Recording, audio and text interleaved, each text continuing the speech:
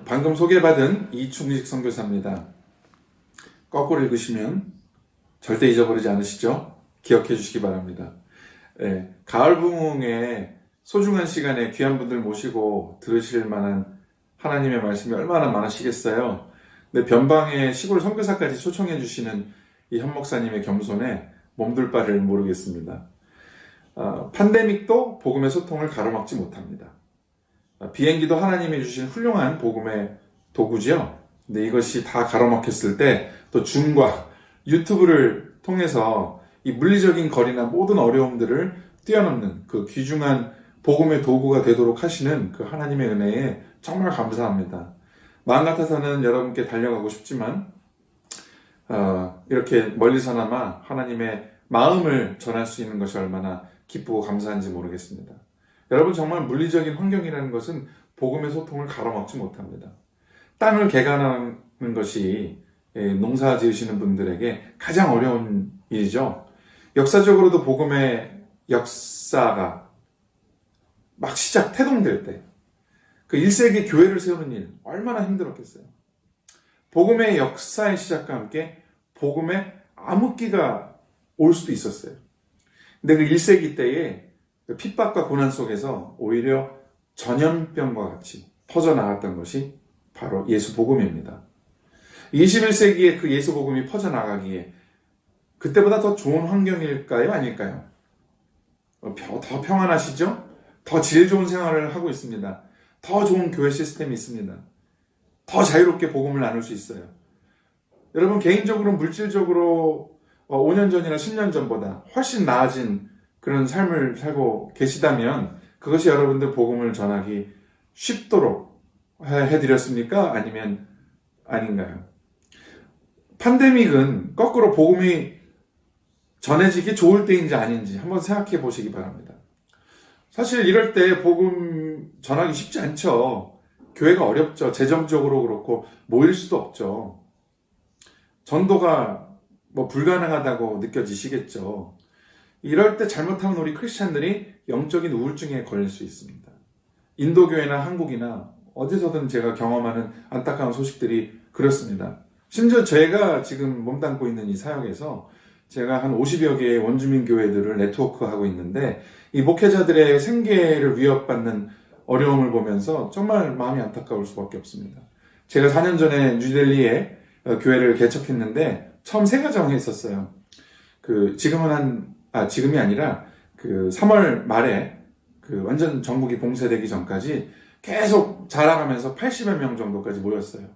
다 예수님을 떠났던 사람들, 교회를 등졌던 사람들, 힌두교인들, 무슬림 배경을 가지고 있던 사람들까지 와서 너무나 우리가 재밌게 잘 자라고 있었는데 3월 말에 이 전국 봉쇄령과 함께 대부분이 직장을 잃었습니다. 그러니까 70% 정도가 떠났어요. 아직도 줌으로 모이고 있다고 하지만은 여전히 굉장히 재정적으로도 어렵고 숫자적으로나 환경적으로 말도 안 되죠. 게다가 이제 우리 부목사 2명이 있는데 다 코로나 걸리고 저도 그들과 접촉해서 초기 증상이 사실 있었어요. 그래서 지난 한두 달 정도 또 같이 헤맸었고 우리 부사역자들 이제 좀 나아진 다음에 제가 그랬어요. 지금이 대목이라고. 죄송합니다. 지금 목이 상태가 가장 최악이 안 좋을 때라서 이해해 주시기 바랍니다. 지금 한 명 더 우리 부교육자를 데려와야 되겠다고. 그래서 왜요? 좀 빈자리를 채우려면 전도를 해야지. 또 우리 현지 인도인들 더 많이 제가 양육시키고 싶은 마음도 있고 그래서.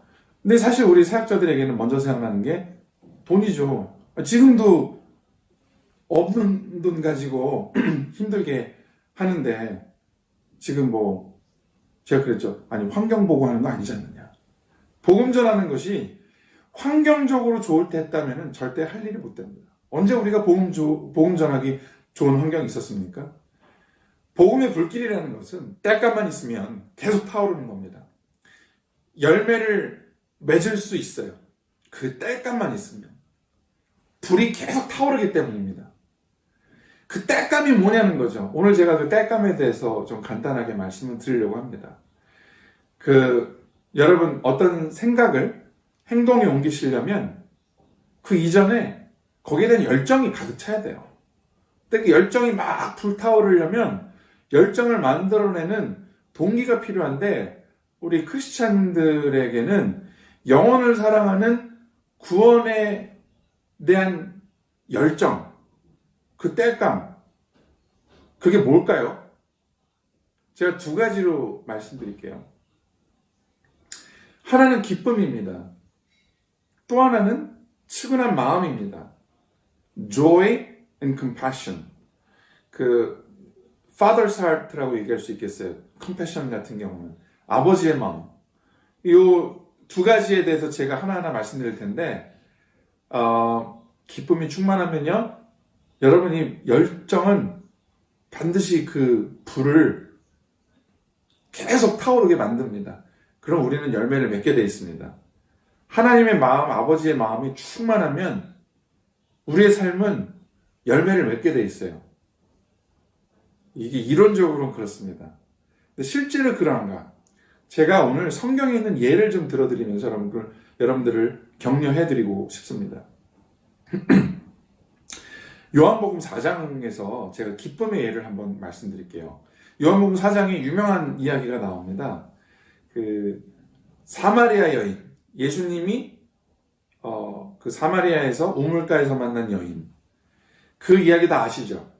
그 이야기가 사실 시작되기 전에 예수님이 세례 요한으로부터 세례를 받으세요.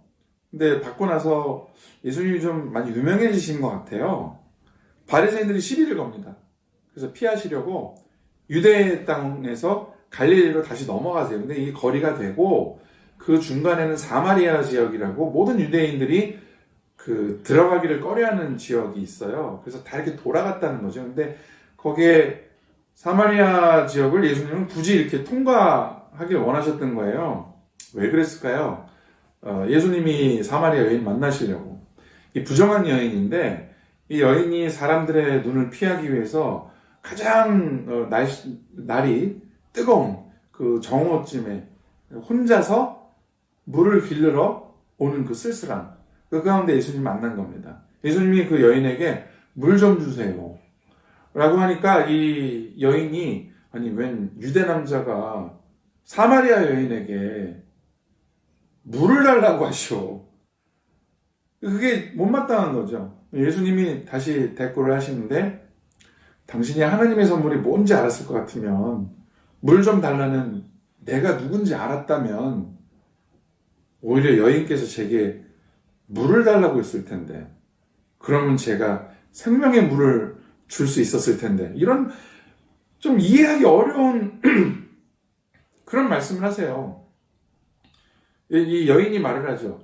아니 바가지도 없으면서 무슨 생명의 물이요? 다른 우물이 있어? 이게 얼마나 유명한 역사적인 우물인데 야곱의 우물. 예수님이 더 미궁으로 인도를 하죠. 아니 이 물이 아니고 제가 드리고 싶은 물은 생명의 물인데 이거 영원히 목 안 마른데. 여인이 그러죠. 아이고 그러세요. 그럼 저도 한 바가지 부탁합니다. 이 되게 좀 냉소적으로 대화가 안 되는 거예요. 예수님이 직공을 하시죠. 갑자기 남편 좀 불러오세요. 이 여인이 흠칫 놀라죠. 남편? 없는데요? 그러니까 이게 예수님이 하시는 말씀처럼 하긴 뭐 지금까지 있었던 그 5 남편도 뭡니까? 지금 다 떠났고 지금 있는 남편도 뭐 남편은 아니죠. 그러니까 부정한 관계라는 거죠. 그러니까 당신 말이 틀린 건 아니네. 그러니까 거꾸로 이렇게 확인을 시켜주니까 예수님이 이거 완전 예언자. 근데 이게 마음이 열리지가 않는 거예요, 여인이. 아직도 그 유대인을 향한 원망과 자기 서러움, 어떤 목마름이 있으니까 따지죠. 내가 한번 따집시다. 근데 왜 꼭 당신들은 예루살렘에서만 예배를 드려야 한다고 하시오? 우리도 여기서 예배를 드리는 장소가 있고, 우리도 나름대로 하나님 열심히 섬기고 있단 말이오. 그랬더니 예수님이 그 유명한 말씀이 여기서 나오죠. 요한복음 4장 21절부터 24절까지 있는 말씀에 여인이시여, 지금까지는 당신 말이 맞습니다. 앞으로는, 아니, 지금부터는 괜찮아요. 어디서든. 장소가 중요한 게 아니라 신령과 진정으로 예배하는 때가 오는데 지금이 그때다. 그러니까 예수님이 그 산 제물이 되셔서 그 모든 막혀있는 예배의 이 형식을 다 열어놓으시고 하나님께로 누구든지 예수님을 통해서 나갈 수 있다라는 그 예언의 말씀을 하시는데, 그래서 이 말씀을 이 여인이 이해를 했을까요? 이해한 것 같아요. 그래서 혹시 당신이 우리가 기다리는 그 메시아? 라고 하니까 예수님이 맞아요. 이렇게 예수님이 말씀하시는 거죠. 그때 이 여인의 감정이 크게 기쁨이라는 거예요. 찾았다. 만났다. 해결됐다. 내 그분을 만났다. 그러니까 이 인생에서 해결되지 않았던 그 모든 목마름과 갈급함이 내가 우리 모든 민족이 기다리고 있었던 그 메시아를 만난 기쁨으로 이 사람이 거기 그냥 머무른 게 아니라 뒷걸음질 쳐가지고 바로 마을로 뛰어들어가죠. 누가 시킨 게 아니라는 거예요. 자기가 간 거지. 이게 넘치는 기쁨입니다. 어떤 기쁨이요? 예수님을 만난 기쁨, 모든 인생에 타는 목마름 해결받는 기쁨, 나의 부끄러움, 과거가 무시될 정도로 넘치는 기쁨. 그래요. 나 그런 사람이었어요. 근데 여러분 내 말 좀 들어보시오. 내가 저쪽에서 이런 사람 만났는데 우리가 그렇게 기다리던 그 메시아요 라고 그냥 저절로 이게 입이 열려지는 거죠. 그 고구마 전도왕이라는 김기동 목사님의 이야기를 들어보신 적이 있는지 모르겠어요. 이분이 무조건 찔러봤다 그러죠. 집사님 시절 때부터. 예수님 참 좋습니다. 그 본인이 정말 좋지 않으면 그런 자존심과 그런 모든 분위기를 다 무시하고 계속 그렇게 입에서 예수님에게 나오겠냐는 거죠. 여러분, 기쁨은요, 평화와 다릅니다. 평화는요, 평강은 그냥 담겨져 있는 거예요. 근데 기쁨은 그게 새어 나오는 거예요. 넘쳐 나오든 새어 나오든 기쁨은 보여지는 거예요. 그러니까 그 전도라는 것 뿐만 아니라 봉사와 열정, 이런 것들은요, 땔감이 필요한데, 제가 나름대로 전도 전문가입니다. 그래서 이게 불신자들도 많이 만나고 그러거든요. 제가 때로는 그 불필요한 질문들을 할 때가 있어요. 요즘 교회 좀 나가보시죠. 그러면은, 나가고는 싶은데, 나가면 시키는 게 너무 많대요. 그러니까 이분이 교회 분위기를 대충 아시는 것 같아요. 뭐가 활동이 많아요. 여러분, 저는요, 교회는 놀러 가는 곳이라고 생각을 해요. 일단 놀러 가서 즐거워야죠.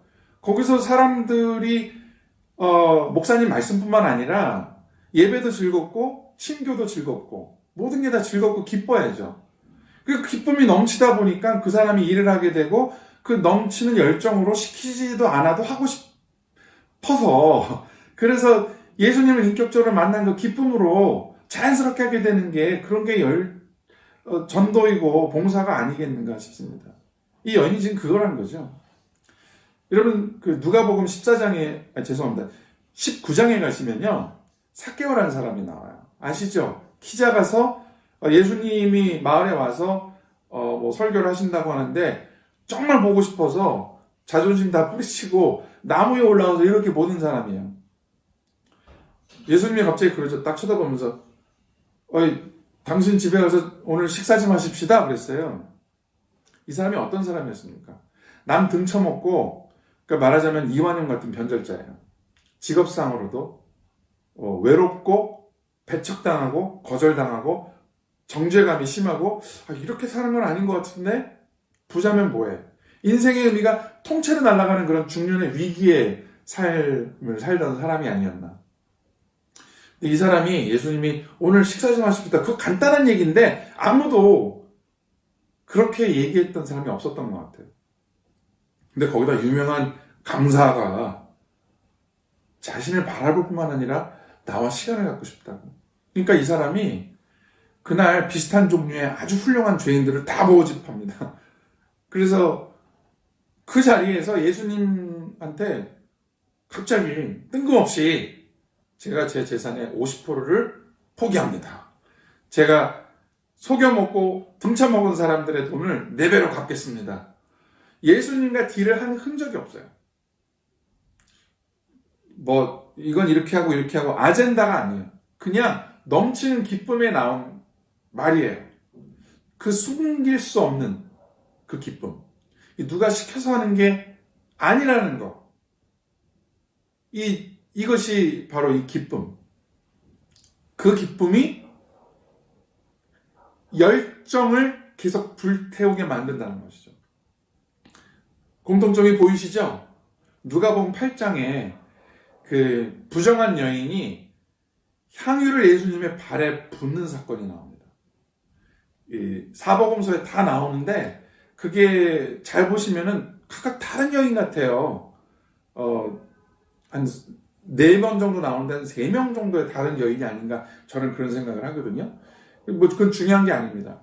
여기 성경에 보시면은 그 누가복음 8장 37절에 보시면은 그 이 죄인인 여인이 여기 성경에는 부정한 여인이라고 나와 있는데, 그러니까 immoral, 말하자면 몸을 팔아서 생계를 유지하는 그런 여자였던 것 같아요. 꽃뱀으로 오해를 받았던지 간음을 했던지, 그러니까 마치 이게 요한복음 8장에 나오는 그 이제 나도 너를 정죄하지 않는다 하는 그 말씀이 나오는 그 여인인가 싶기도 하고, 어쨌든 이 여인이 한 행동이 굉장히 저한테 큰 감동을 주는 이유는, 자, 생각해 보십시오. 모두가 다 알아요. 이 여자가 부정하다는 거. 근데 이 예수님이 있었던 그 자리가 어디냐면은 바리새인이 선생이 선생을 초청하는 그런 어떤 좀 고상한 자리였어요. 초대받은 사람만 오는 자리였겠죠. 이 여인이 불쑥 들어간 거예요. 초대도 안 받고. 그 바리새인 집에 어떻게 들어갔어요. 예수님 발 앞에 앉았습니다. 발을 씻겨요. 눈물로 발을 씻겨요. 물론 물이 여기 있었겠죠. 그리고 자기 머리카락을 말려요. 이게 얼마나 겸손한 행위입니까? 그리고서는 자기가 가져온 향유를 거기다 들이붓습니다. 평생 모은 저금통이에요. 금과 같은 현물과 같은 거죠.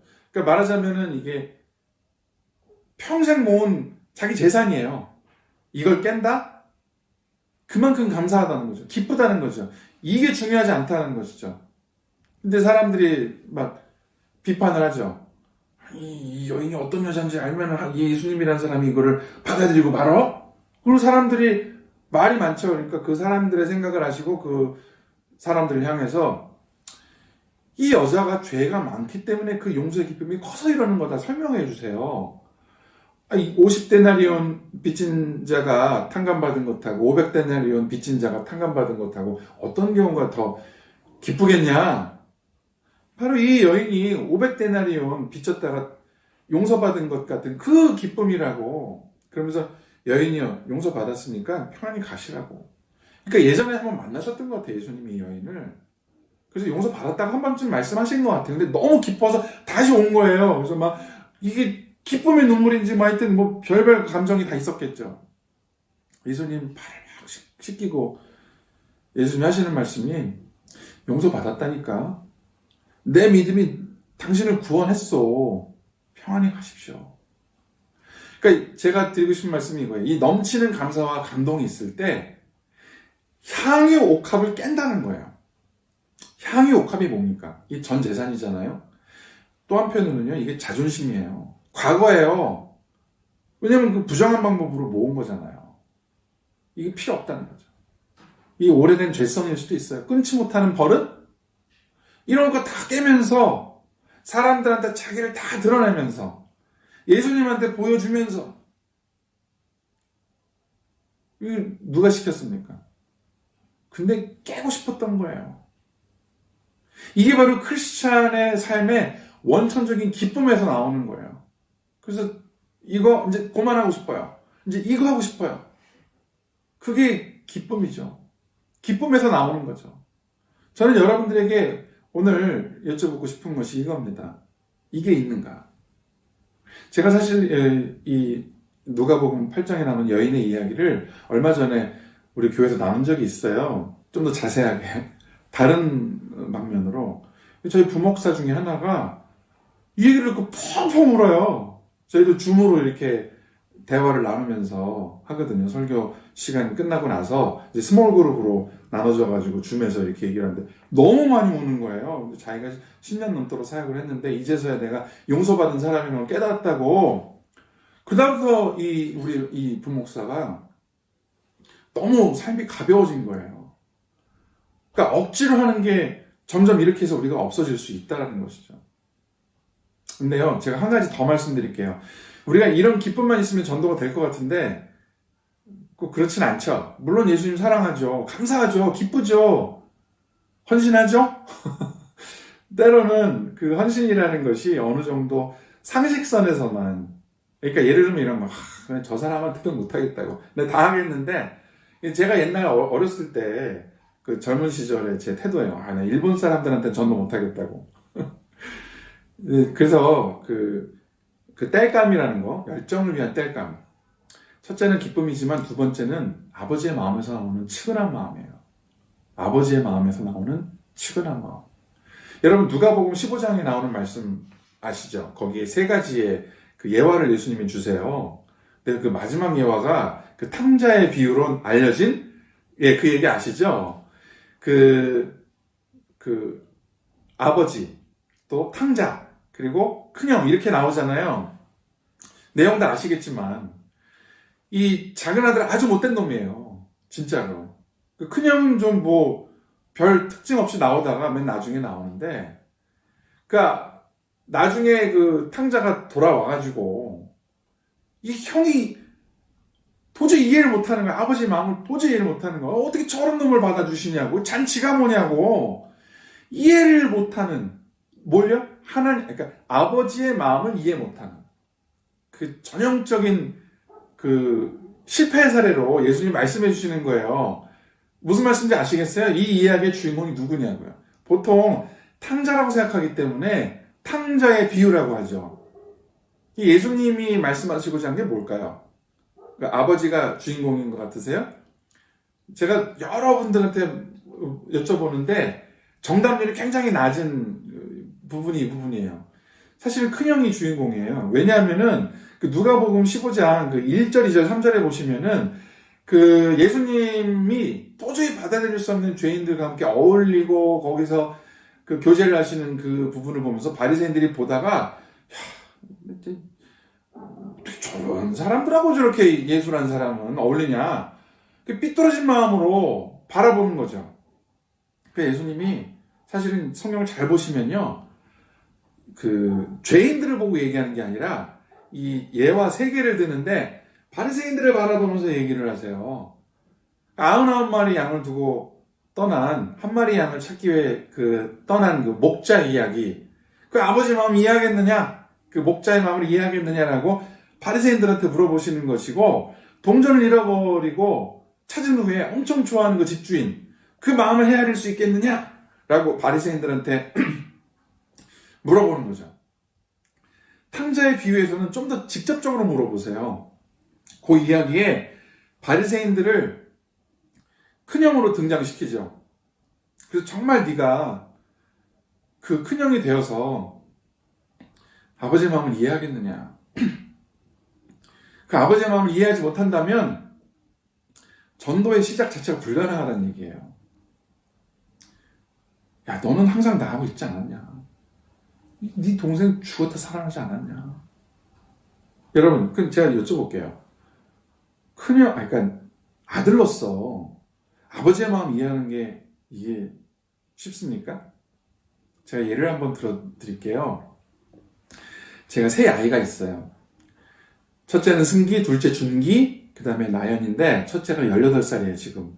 그리고 둘째는 1살 반 차이 나는데 한 17살이죠. 저희 둘째 아이가 발달장애가 있어요. 그래서 이 아이가 학교를 몇 년을 못 다녔어요.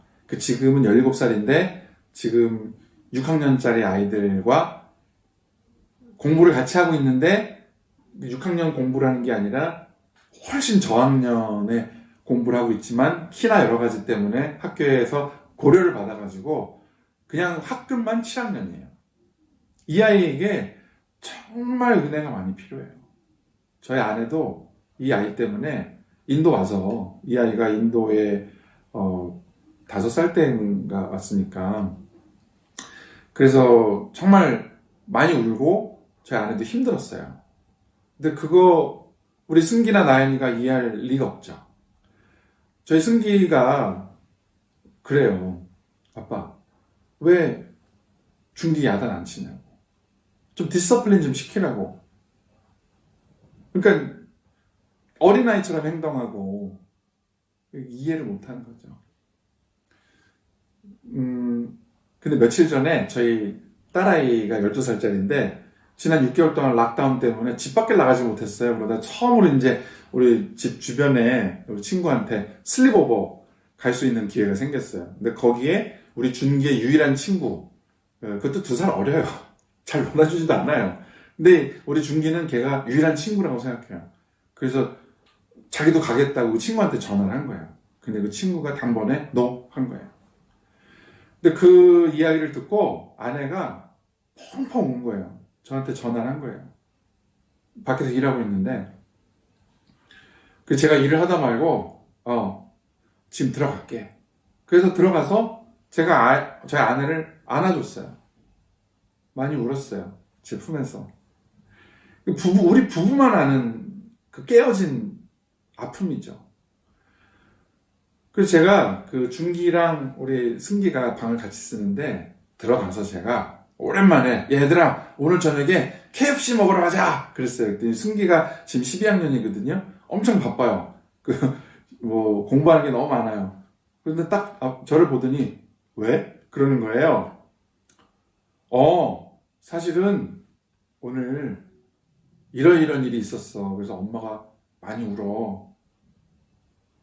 그랬더니 공부하던 승기의 눈이 갑자기 막 흔들리더니 벌떡 일어나는 거예요.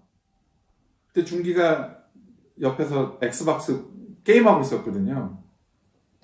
이 승기가 조용히 준기 옆으로 가서 앉더라고요. 그리고 같이 놀아주더라고요. 한두 시간을 놀아주더라고요. 여러분, 전도가 뭐라고 생각하세요? 나무라고 싶고 고쳐주고 싶은 한없이 부족한 동생. 근데 엄마 아빠는 절대 그렇게 생각하지 않는다는 거예요. 우리 부족한 아들 너무너무 사랑한다는 거예요. 근데 그거를 그 아들이 깊이 공감하면서 같은 깨어진 마음으로 엄마의 눈물을 이해하고 그 준기에게 다가가서 같이 앉아서 놀아주는 것. 엄마의 눈물과 아빠의 깨어진 마음으로 그 자리에 함께 앉아주는 것, 그게 전도예요. 도를 전한다는 것은 여러분 이론적으로 생각하실 필요가 없습니다. 내가 예수님 만나서 기쁜 삶을 살고 그 기쁜 삶 속에서 예수님을 더 깊이 알게 되다 보니까 하나님의 마음이 이 세상을 향한 하나님의 마음이 너무너무 아프시다는 것을 알게 되고 아버지 제가 이제 갈게요. 아무도 사랑하지 않는 그 사람 제가 가서 위로해 줄게요. 아무도 이 기쁨을 알려주지 않으니까 제가 대신 전할게요. 그러면서 막 그런 소리 앞에 가서 전도지 나눠주고 예수님 믿으세요. 그렇게 하실 수 있겠죠. 단기 전도행 가가지고 1년에 한 번은 꼭 그렇게 하셔서 근데 꼭 그렇게 하셔야 한 것 같으시죠? 근데 죄송한 말씀입니다. 그건 쉬운 전도예요. 여러분 정말 전도 어디서 해야 되는지 말씀드릴까요? 거리에서 단기 선교제에서 시작하는 게 전도가 아니에요. 전도는 첫째로 집에서 시작하시는 거예요. 집에서. 전도는 집에서 이해할 수 없는 아내에게 이해와 측은한 마음을 나눠주는 것. 그게 전도예요. 지긋지긋한 남편. 하지만 존경하고 아유 하나님이 저 사람도 사랑하시지 하면 섬겨주는 것. 그게 전도예요. 원수 같은 10대 아이들 있으세요? 그 아이들 우리 하나님의 귀한 아들 딸들이지. 꼴 보기 싫은 형제 자매 있으세요? 혹시 친척들 있으세요? 아직도 섭섭한 아버지 어머니가 있으세요? 예수님을 만난 그 기쁨으로 섬기는 거예요. 저런 분들도 하나님 아버지께서는 불쌍하게 생각하시지 하면서 섬기는 그게 전도예요. 전도가 뭐예요? 도를 전하는 거죠. 무슨 도를 가지고 계세요? 여러분 그러시겠죠. 아, 목사님, 저희 부모님 다 크리스찬이세요. 아니, 저는 틀에 박힌 예수님 믿으세요라는 걸 전도로 생각하지 않아요. 전도는요, 두 번째로 교회에서 하는 거예요. 아, 목사님 하시는 일이 도저히 이해가 안 가요. 마음에 안 들어요. 그럴 때 아무도 이해해주지 않아도 목자의 마음으로 끝까지 꿋꿋하게 혼자 책임지시려는 그 진심이 어디서 나왔는지 어느 때부턴가 이해가 가기 시작하고 돕는 손길로 함께 서드리고 싶은 거예요. 이게 전도예요. 전도 누구한테 했다고요? 목사님한테 하는 거예요. 때로는 마음에 안 들어도 같이 그 마음을 하나님의 마음으로 나눠주는 거예요. 목회자가 뭐 하는 거예요? 그거 하는 거거든요. 여러분들도 그거 할 때 여러분도 목회자가 되시는 거예요. 하나님이 우리 목사님도 사랑하시지. 나도 같이 해야지. 아, 장로님 마음에 안 들어요. 너무 고집스러우세요? 아니, 여러분 교회 말씀드리는 거 아니니까 오해하지 마세요. 아, 그렇지만 하나님 귀한 아들이지. 불쌍하게 여기는 마음, 측은한 마음, 이게 하나님 마음이거든요. 아, 요즘 젊은 사람들 이해가 안 가요. 에이, 그래도 하나님 귀엽게 보시지. 하나님 저들도 귀엽게 보는 눈을 주세요. 여러분, 전도는요, 세 번째로 직장에서 매일매일의 삶으로 하는 거예요. 저 사람만 아니면 정말 편하게 회사 생활 하겠다. 아유, 저 불교신자. 아유, 저 교만한 무신론자. 아유, 저런 엉터리 기독교인. 여러분들이 그렇게 말씀하시면서 여러분이 그 탕자의 비유에 큰 형이 되어 가시는 거예요. 전도는 거리에서 시작하는 게 아니에요. 나가지 마시라는 게 아니에요. 내 안에 땔감. 뭐예요? 넘치는 감사, 주체할 수 없는 기쁨, 하나님의 마음을 알고 나서 나도 너무 슬프고 안타깝고 그 동정하는 마음, 이걸 내 삶의 영역에서 뿌리라는 거예요. 그러니까 열매가 뭐 전도를 몇 명 했고 몇 명을 채웠고 그것이 아니라 제가 말씀드리는 그 열매는 contagious lifestyle. 뭐예요? 정말 전염병처럼 흘러가는 그런 삶이에요. 가만히 있어도 주위 사람들이 감동받고 변화되는 삶. 여러분을 통해서 가정이 변화되었습니까? 여러분을 통해서 교회가 변화되고 있습니까? 여러분을 통해서 직장이 관계가 달라지고 있습니까? 화해와 화목과 용서가 일어납니까? 여러분의 기쁨이 전염됩니까? 여러분이 정말 평강이 있다는 것을 사람들이 압니까? 여러분, 제가 늘 하는 얘기가 있어요. 인도는요, 제가 맡을게요. 여러분, 버지니아의 어떤 동네인지 제가 정확하게 모르겠는데 그 동네는 여러분이 맡으세요. 며칠 전에 제가 예수님께 물어봤어요. 주님, 저는 뭘 하는 사람입니까 도대체? 저도 고민이 돼요. 아, 근데 예수님이 그러시더라고요. 너는 인도에 있는 점이다. 뭐야 이게 도대체 점이라는 게 무슨 말입니까? 지도를 보여주시더라고요. 제 점을 딱 찍었어요. 보이지도 않죠. 먼지 같아요, 제가. 하지만 내가 있는 그곳이 내 나라라는 거예요. 저는 늘 그랬어요. 미국에 살 때도 전 미국 시민인 적이 한 번도 없지만 이 나라가 내 나라다. 항상 미국을 먼저 위해 기도했어요. 여러분들도 마찬가지예요. 불법 체류하시는 분이시든 뭐 사람들로부터 미움을 받든 뭐 어떤 위기가 있든 그 나라를 위해서 기도하세요. 그 동네를 위해서 기도하시고 그 교회를 위해서 기도하시고 거기가 여러분 하나님 보내신 곳이거든요. 사방 10마일이네. 거기가 여러분이 전도해야 될 곳입니다. 전도는 사형리 전도법으로 전도 폭발로 하는 기술이 아닙니다. 내가 이해한 하나님, 내가 받은 은혜, 내가 가지고 있는 기쁨, 넘치는 기쁨, 더불어서 내가 깨달은 하나님 아버지의 깨어진 마음, 이걸로 하는 것이 전도예요. 전 아직도 잊을 수가 없어요. 얼마 전에, 며칠 전이에요. 그 승기에 벌떡 일어날 때 그 발걸음, 그때 그 흔들리던 동공, 바로 이게 전도다. 여러분 앞에, 여러분 옆에, 여러분 혹시 아내와 남편, 아이들 같이 계신가요? 손을 잡아보세요. 이들이 내 전도의 대상이다. 오늘부터 아버지의 마음을 뿌려야지. 저는 27년 전에 한 일본인이 저희 예배 때 와가지고 한국 사람들한테 우리를 용서해달라고, 우린 벌레라고. 그래서 탕자의 비유를 얘기를 하면서 형님인 한국이 우리를 받아주지 않으면 우린 죽는다고.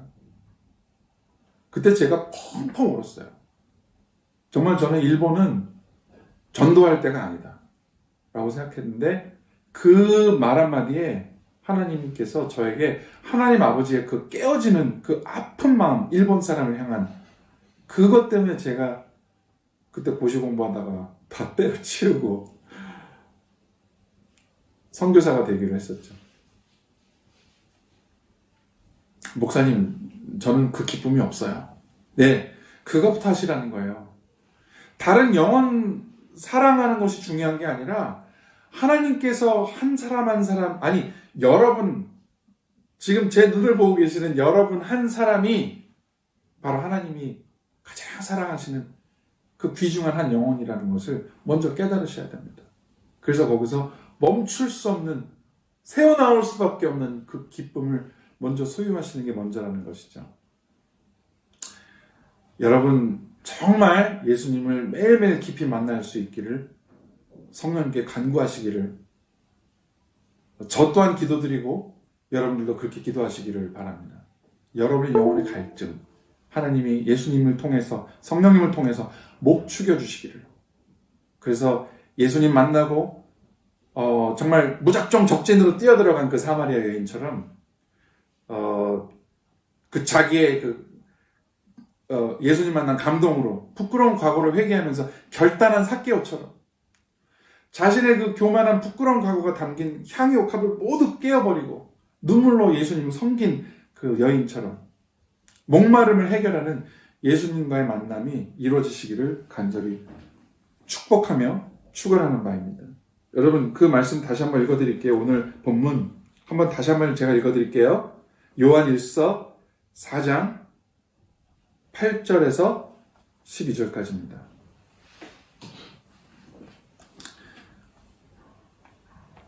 사랑하지 아니하는 자는 하나님을 알지 못하나니 이는 하나님을 사랑하십니다. 하나님의 사랑이 우리에게 이렇게 나타낸 바 되었습니다.